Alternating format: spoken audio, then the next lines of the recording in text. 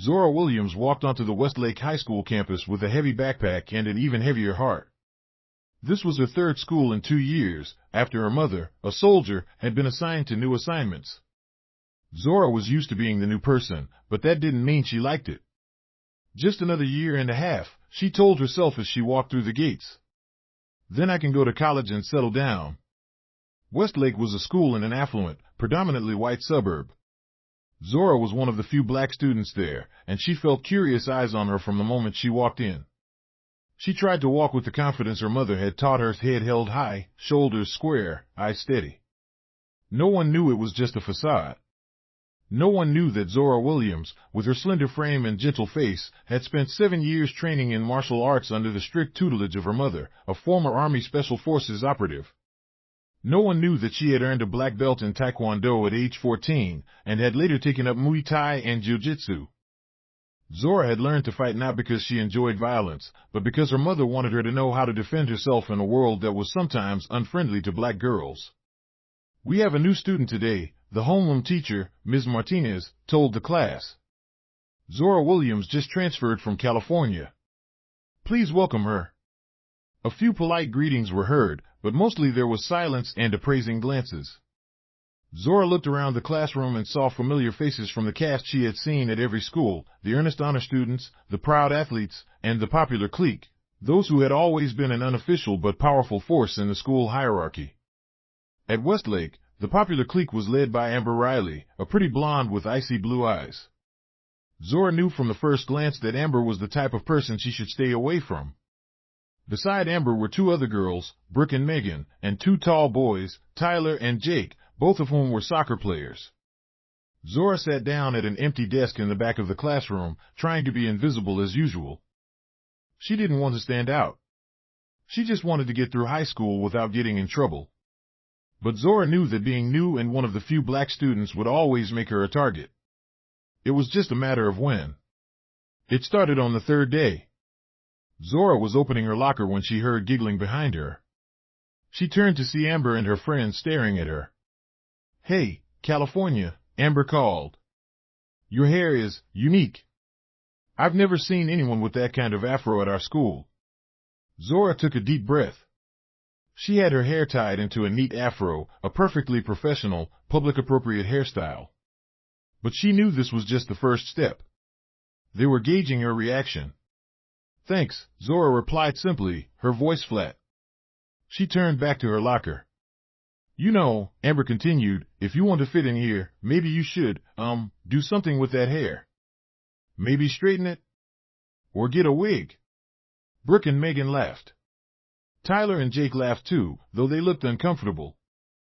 Zora closed her locker and turned to look Amber straight in the eye. "I'm very happy with my natural hair. Thanks for the concern," she said, her voice clear and confident. Amber raised an eyebrow, seemingly surprised by the calm response. Zora left before the situation could escalate, but she knew this was just the beginning. During lunch, Zora sat alone until an Asian girl named Maya and a boy with thick glasses named Davis joined her. "Don't mind Amber and her group," Maya said.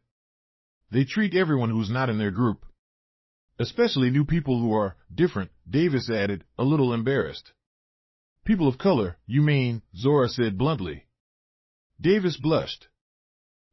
Sorry." "It's okay," Zora smiled. "I'm used to being different." Maya shook her head. "The funny thing is, Amber wasn't always this bad. Last year, when Jake and she broke up, she got bitter. Now they're back together, but she's still that way. And no one dares stand up to her," Davis said. "Her dad is the president of the local college and is very wealthy. Her family funds half the school's activities." Zora nodded, understanding the situation. She'd met bullies like Amber before, people with privilege and power who bullied others because they could do so without consequences. "Just stay away from her," Maya advised. Zora smiled. That was exactly what she'd planned to do. But she knew that sometimes trouble would find you, no matter how hard you tried to avoid it. 2 weeks passed, and Zora began to adjust to life at Westlake. She made friends with Maya and Davis, and even met a few other friends in the school's biology club. She also began practicing alone in the gym in the afternoons, after the sports teams had finished their practices. It was precious time for her, a chance to release stress and keep her skills sharp. But one Thursday, as Zora was getting her books from her locker, she discovered a small note tucked under the door of her locker. She opened it and read, "Go where you belong, gorilla." Zora's hands shook, not from fear, but from rising anger. She had faced racism before, but it never got easier. She looked around, but the crowded hallways offered no clues as to who had left the message. She crumpled the paper and threw it in the trash. She wasn't going to let that bother her. But the next day, there was another one. This time it was a doodle of a gorilla with her name underneath. And when she walked into English class, she noticed a few people snickering at the sight of her. Zora sat down in her seat and noticed that someone had written about Africa in marker on her desk. She felt anger welling up, but she held it in. She grabbed a tissue from her backpack and wiped down her desk before the teacher walked in. She didn't want to make a scene. She didn't want to be known as the angry black girl. But as she left the classroom, she heard Amber whisper loud enough for her to hear, "Those people are always strong until they're pushed to the limit." Zora clenched her fists, but kept walking. She knew this was Amber's game, trying to provoke her, get her to react, so she could turn her into the bad guy. She'd seen this scenario too many times. During lunch, Mai noticed Zora's tension. "Is something wrong?" she asked. Zora shook her head. "Nothing." "Amber?" Davis guessed. Zora sighed. "Maybe. Someone left racist messages in my locker." Mai and Davis exchanged looks. "You should report it to the principal," Mai suggested.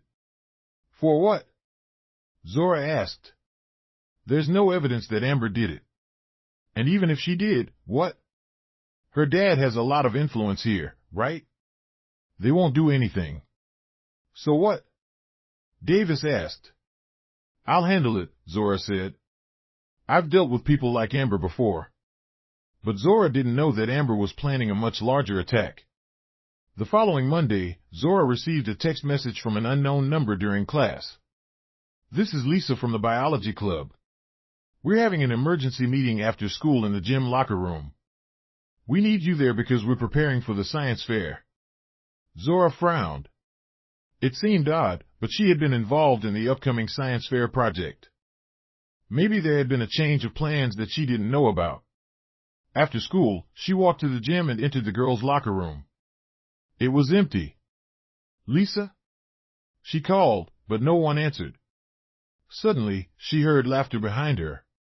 She turned around and saw Amber, Brooke, and Megan standing in the doorway, blocking her escape.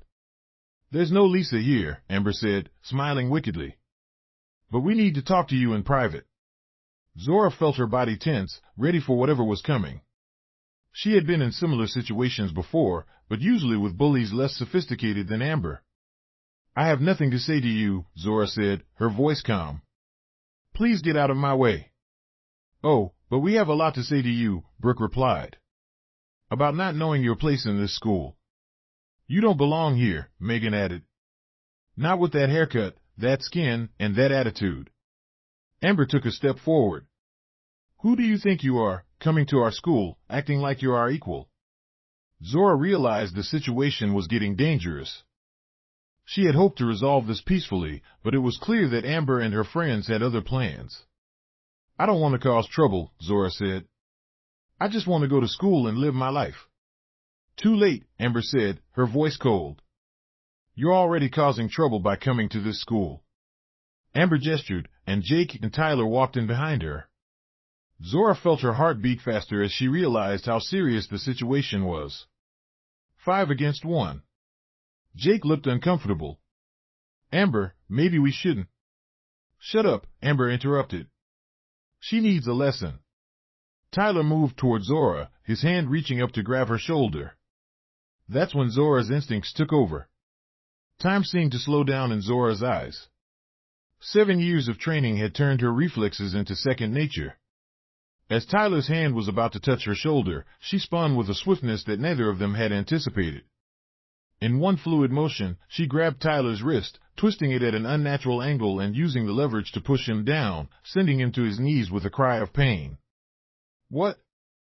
Jake exclaimed, taken aback by Zora's unexpected speed and strength. Let him go! Amber yelled. Zora released Tyler, and he backed away, rubbing his sore wrist. I don't want to fight, Zora said, her voice calm but firm. But I will defend myself if necessary. Jake and Tyler exchanged uncertain glances.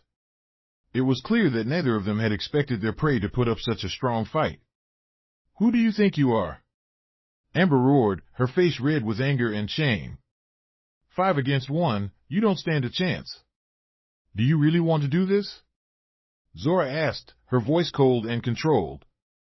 I've been a black belt in Taekwondo since I was 14. I also do Muay Thai and Jiu-Jitsu. If you really want to try it, I don't recommend it, but it's your choice.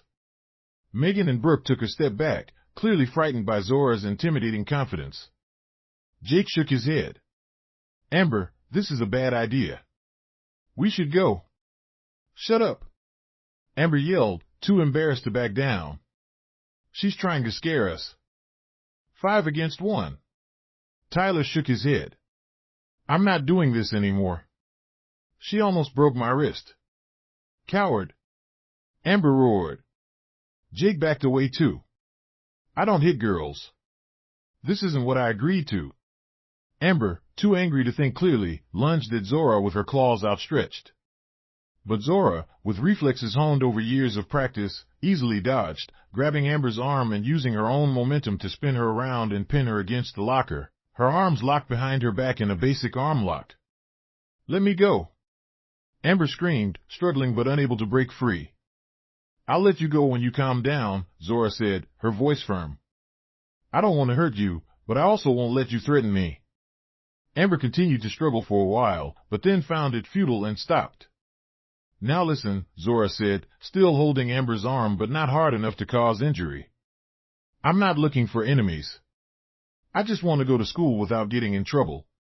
We can continue this pointless fight, or we can go our separate ways. The choice is yours. You're going to pay for this, Amber growled. I can show you the video of the whole thing, Jake said suddenly, holding up his phone. Everyone turned to look at him in surprise. I've been recording since we walked in. 5 against 1, threatening physical assault. I don't think your dad would be happy to see this, Amber. Amber's face paled. She was always careful not to leave evidence of her bullying. You wouldn't dare, she whispered.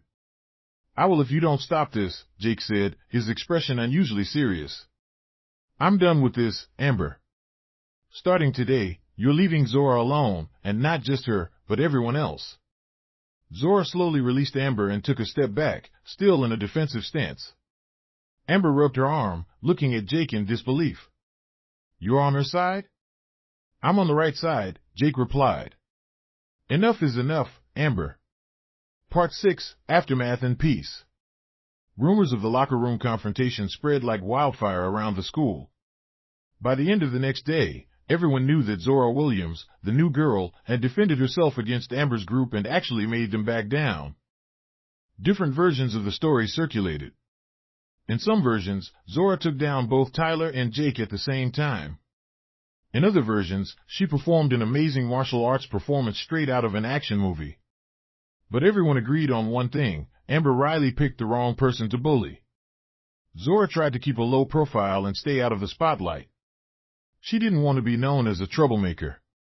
But she couldn't deny one thing, no one dared to send racist messages to her locker anymore. At lunch, Maya Davis sat down next to her, looking shocked. You never told us you knew martial arts, Maya said, her voice filled with amazement. Zora shrugged. You didn't ask. Did you really beat up Tyler and Jake? Davis asked, eyes wide. No, Zora replied, shaking her head. People are exaggerating. I was just defending myself. But why didn't you tell anyone about the racist messages? Maya asked. Because I learned that sometimes the system doesn't protect people like me, Zora explained. My mother always told me that I had to learn to protect myself, not just physically, but mentally. That's why I took up martial arts. A shadow fell across their table. Zora looked up and was surprised to see Jake standing there, alone, without Amber or anyone from her group. Can I sit? He asked, looking a little uncomfortable.